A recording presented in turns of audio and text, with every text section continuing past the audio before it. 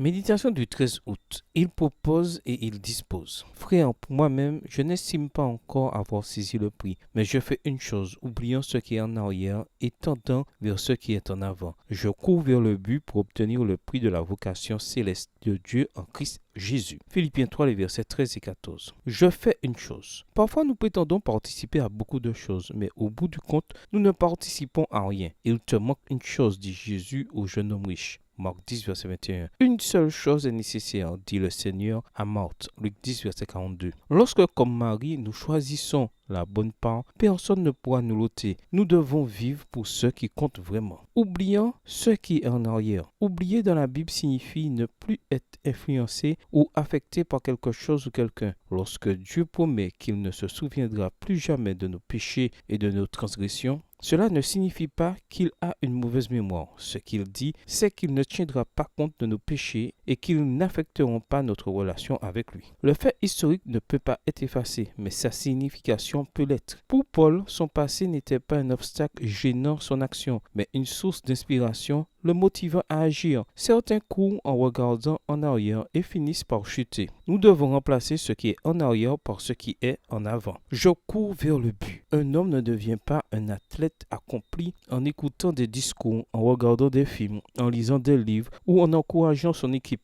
Il le devient après un effort intense. Allons vers le but et nous obtiendrons la récompense. Courir vers le but est un travail d'équipe avec Dieu. Il ne court pas à notre place. Et nous ne pouvons pas courir seuls. Nous courons ensemble. L'histoire nous apprend que lorsque Napoléon prévoyait d'envahir la Russie, il appela l'ambassadeur pour lui dire que si son pays résistait, il serait totalement détruit. L'ambassadeur répondit avec sérénité: l'homme propose, mais Dieu dispose. Alors Napoléon rétorqua: dites à votre empereur que c'est moi qui propose et qui dispose. Peu de temps après, les événements ont donné tort à Napoléon. L'orgueil de celui qui pense pouvoir y arriver seul n'est que folie, tandis que sage est celui qui avance par la grâce et les promesses du Seigneur. Dieu propose et dispose. Faisons en sorte que les grands desseins qui ont conduit Paul à courir vers le but malgré les problèmes et les difficultés nous amènent aussi à nous consacrer pleinement au service de Dieu. Quoi que vous trouviez à faire, faites-le avec votre énergie. Voici ce que vous devez demander chaque jour. Seigneur, aide-moi à faire de mon mieux. Apprends-moi à mieux faire mon travail. Donne-moi de l'énergie et de la joie. Extrait du livre Avec Dieu chaque jour, 31 décembre, page 374. Bonne journée à vous et que le Seigneur vous bénisse.